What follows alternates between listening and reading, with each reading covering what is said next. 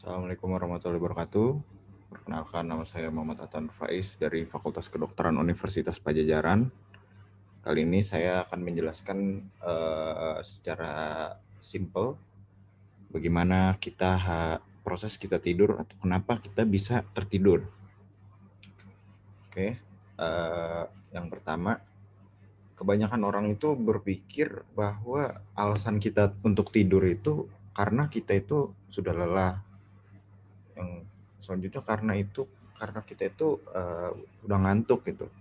Tapi sebenarnya itu nggak sesimpel itu. Alasan kita tidur tuh ada banyak. Nah, yang pertama, kebanyakan orang menghabiskan sepertiga waktu hidupnya itu untuk tidur. Lalu, tapi apakah tidur itu untuk memperbaiki tubuh? Muncul berbagai macam pertanyaan juga kan yang lain. Apakah tidur itu merupakan suatu proses agar otak kita bisa berkembang dan terbebas dari bahaya? Nah, nggak ada yang tahu pasti, tapi walaupun hipotesis masing-masing itu mempunyai pendukung, ilmuwan itu nggak ada yang tahu dengan pasti berapa lama manusia itu membutuhkan waktu tidur. Ternyata biasanya orang membutuhkan waktu tidur itu 8 jam sehari. Nah, tapi pada orang-orang tertentu, misalnya pada Margaret Reker itu dia hanya membutuhkan 4 jam dalam semalam itu untuk tidur. Nah, biasanya itu lebih mudah menjawab pertanyaan apa itu tidur daripada mengapa kita itu tertidur. Nah, biasanya itu ketika waktu tidur itu tekanan darah turun, nadi melambat, terus kebanyakan otot tubuh itu kita rileks dan secara umum metabolisme tubuh itu turun sampai 20%. Nah, organ yang paling jelas berbeda ketika waktu bangun dan tidur itu biasanya itu adalah otak. Nah, itu. Otak itu bakal menjadi pasif dan tidak memberikan respon pada dunia luar. Itu pada permulaannya abad 20 ilmuwan itu menduga tidur itu disebabkan oleh suatu zat kimia yang terkumpul di otak. Nah, pada pada tahun 30-an itu dilakukan rekaman di otak dengan gelombang elektrik encephalogram atau EEG. Ternyata diketahui aktivitas di otak itu berbeda pada waktu kita tidur dan pada waktu kita berjalan. Nah, untuk definisi dari tidur itu sendiri, yaitu dia itu ketidaksadaran atau penurunan kesadaran yang dari orang tersebut yang dapat terangsang oleh sensor, yang orang tersebut itu dapat terangsang oleh sensorik atau rangsangan lainnya. Nah, hari ini harus dibedakan dari koma, yaitu ketidaksadaran yang di mana orang tidur itu dia bisa dibangunkan, tapi kalau orang koma itu dia nggak bisa dibangunkan gitu. Nah, kenapa sih kita tidur? Ini alasan-alasan ilmiahnya itu untuk merestore dari normal level dari aktivitas otak dan keseimbangan normalnya gitu. Lalu dia untuk maturasi neuron, terus ada untuk cognition, terus ada proses untuk memori dan learning, terus untuk metabolisme energi, dan dia itu untuk spesifik fisiologi fungsi. Jadi fungsi-fungsi spesifik fisiologi dari tidur untuk yang mana dia itu masih menjadi misteri dan sesuatu yang harus diteliti lagi. Selanjutnya ini adalah proses kita tidur. Yang pertama itu kalau ada rangsangan cahaya, sensornya itu bakal mengirimkan informasi ke suprachiasmatic nucleus, dimana kalau dia itu gelap, suprachiasmatic nucleus itu dia akan menstimulasi si pineal gland atau kelenjar pineal yang menyebabkan dia itu memproduksi atau meningkatkan sekresi dari hormon melatonin gitu. Nah, tipe-tipe tidur sendiri itu ada 2. Yang pertama itu ada non-rapid eye movement dan rapid eye movement. Nah, kalau untuk non-rapid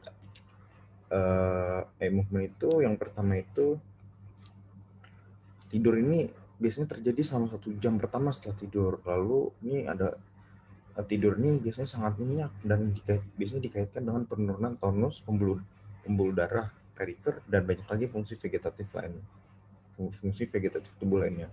Nah, biasanya terjadi penurunan tekanan darah, laju pernafasan, dan laju metabolisme basal. Nah, biasanya kalau kita mimpi juga itu ini terjadi pada saat non-rapid eye movement ini. Nah, biasanya perbedaan mimpi yang terjadi pada tidur non-rapid eye movement sama rapid eye movement itu adalah banyaknya kalau tidur yang rapid eye movement itu aktivitas otot di tubuh itu lebih banyak. Nah, selain itu mimpi yang terjadi dalam tidur gelombang lambat biasanya itu nggak diingat karena konsolidasi mimpi itu nggak terjadi. Nah, biasanya tidur non-rapid eye movement ini terdiri dari 4 tahap. Nah, tahap yang pertama itu merupakan tahap transisi di mana seseorang itu beralih dari sadar menjadi tidur. Nah, pada tahap ini ditandai dengan seseorang merasa rileks, seluruh otot menjadi lemas, kelopak mata menutup mata, kedua bola mata bergerak ke kiri kanan, kecepatan jantung itu menurun, kecepatan jantung dan pernafasan itu menurun secara jelas. Nah, biasanya seseorang yang tidur pada tahap pertama ini dapat dibangunkan dengan mudah. Lalu tahap kedua itu merupakan tahap tidur ringan dan proses tubuh itu turun secara terus gitu. Pada tahap 2 ini ditandai dengan bola mata itu berhenti bergerak, suhu tubuhnya itu menurun, tonus otot perlahan-lahan berkurang, serta kecepatan jantung dan pernafasan itu turun dengan jelas. Nah, tahap 2 ini berlangsung sekitar 10-14 menit. Lalu tahap yang ketiga, nah pada tahap ini keadaan fisik itu makin lemah karena kekuatan tonus otot itu lenyap secara menyeluruh. Nah, kecepatan jantung dan pernafasan dan proses tubuh pun itu ikut mengalami penurunan akibat dominasi sistem saraf parasimpatetis. Di mana seseorang yang mengalami tidur yang sudah masuk ke tahap 3 ini itu lebih sulit biasanya untuk dibangunkan. Lalu yang terakhir itu ada tahap keempat, di mana tahap keempat itu merupakan tahap tidur di mana seseorang yang berada dalam keadaan rileks. Nah, biasanya jarang bergerak karena keadaan fisik yang sudah lemah lunglai dan sulit dibangunkan. Biasanya denyut jantung dan pernafasan itu menurun sekitar 20-30%. Nah, pada tahap ini terjadi mimpi. Nah, selain itu tahap 4 ini juga dapat memulihkan keadaan tubuh selama tidur malam sekitar 7-8 jam. Seorang ini mengalami REM, yaitu rapid eye movement dan non rapid eye movement yang dia itu merupakan siklus yang sekitar 4-6 kali. Nah, apabila seseorang itu mengalami kehilangan tidur non rapid eye movement, nah orang-orang ini akan mengalami gejala-gejala seperti dia apatis, responnya menurun, merasa nggak enak badan, ekspresi wajahnya kuyu, malas berbicara, dan ngantuk yang berlebihan. Selanjutnya ini ada rapid eye movement. Rapid eye movement itu namanya itu berasal dari aktivitas gerakan mata yang sering terjadi. Hal ini juga disebut sebagai tidur paradoks karena elektroencephalogram atau EEG itu selama tidur REM ini mirip saat sedang bangun. Nah, pada bayi biasanya tidur REM ini secara setara disebut tidur aktif karena kedutan otot pasif yang menonjol. Lalu tidur REM ini memiliki beberapa karakteristik penting. Yang pertama itu adalah bentuk tidur aktif yang biasanya dikaitkan dengan mimpi dan gerakan otot tubuh yang aktif. Lalu orang tersebut itu lebih sulit dibangunkan oleh rangsangan sensorik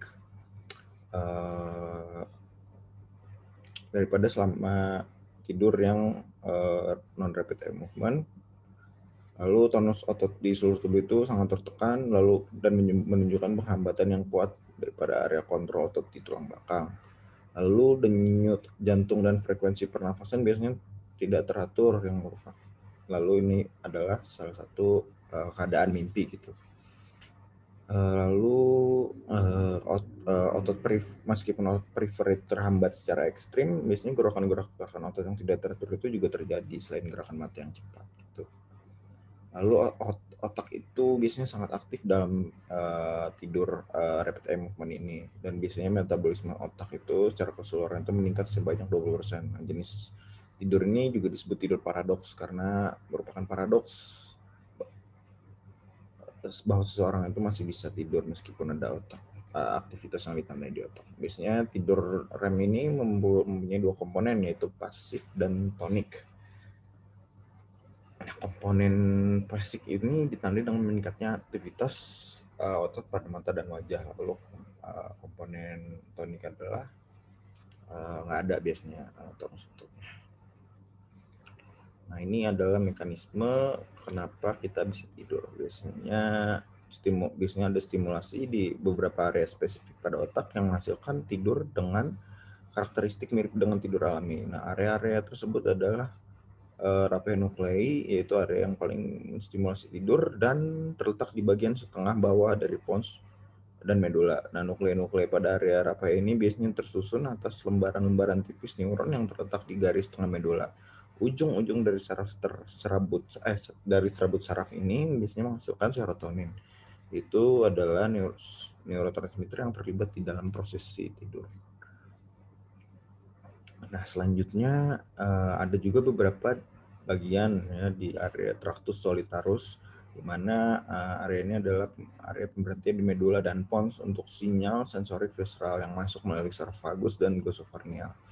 Ada juga beberapa bagian dari diencephalon, contohnya di bagian rostral dari hipotalamus, khususnya suprachiasmatic. Nah, bisa juga ada di beberapa area nukleus yang berada di talamus. Nah, ini adalah faktor-faktor yang mempengaruhi kualitas tidur. Kualitas tidur itu biasanya diperoleh atau dipengaruhi oleh banyak faktor, dan kebutuhan tidur orang itu biasanya berbeda-beda. Nah, ini adalah faktor-faktor yang dapat mempengaruhi tidur. Biasanya antara lain mental status, di mana seseorang yang kondisi tubuhnya sehat itu biasanya sangat memungkinkan untuk tidur dengan nyenyak. Tapi pada orang-orang yang sakit, yang memiliki rasa sakit dan nyeri, biasanya kebutuhan istirahat dan tidur itu tidak dapat dipenuhi dengan baik, sehingga sehingga orang tersebut tidak dapat tidur dengan nyenyak. Biasanya pada pasien-pasien yang menderita gangguan pada sistem pernafasan, itu dalam kondisinya sesak nafas dia itu susah untuk biasanya istirahat atau tidur. Lalu ada lingkungan. Nah, lingkungan ini dapat meningkatkan atau menghalangi seseorang itu untuk tidur. Biasanya pada lingkungan yang tenang itu dapat memungkinkan orang itu tidur dengan cepat dan nyenyak. Dan sebaliknya, kalau lingkungan yang bising atau gaduh itu bahkan menyebabkan orang itu biasanya untuk sulit tidur. Lalu ada physiological stress. Biasanya cemas dan depresi itu bakal menyebabkan gangguan pada frekuensi tidur. Biasanya hal ini disebabkan karena pada kondisi cemas itu akan meningkatkan norepinefrin darah melalui sistem saraf simpatis. Jadi ini akan mengurangi tahap 4 non-REM dan REM. Lalu ada diet makan. Biasanya diet makanan yang mengandung L-tryptophan seperti keju, susu, daging, dan ikan tuna dapat menyebabkan seseorang itu mudah tidur. Nah, sebaliknya biasanya minuman yang mengandung kafein, alkohol itu bakal biasanya ganggu kualitas tidur. Lalu yang terakhir itu ada gaya hidup. Biasanya gaya hidup yang kelelahan dapat mempengaruhi pola tidur seseorang karena kelelahan tingkat menengah. Biasanya kelelahan tingkat menengah itu dapat mempengaruhi tidur dengan obat-obatan yang dikonsumsi seseorang. Lalu yang terakhir itu ada obat-obatan, di mana obat-obatan yang dikonsumsi seseorang itu dia bakal menyebabkan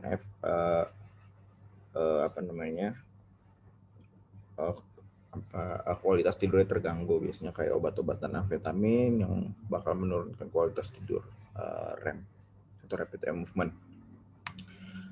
Sekian mungkin dari saya, kurang lebihnya mohon dimaafkan. Terima kasih.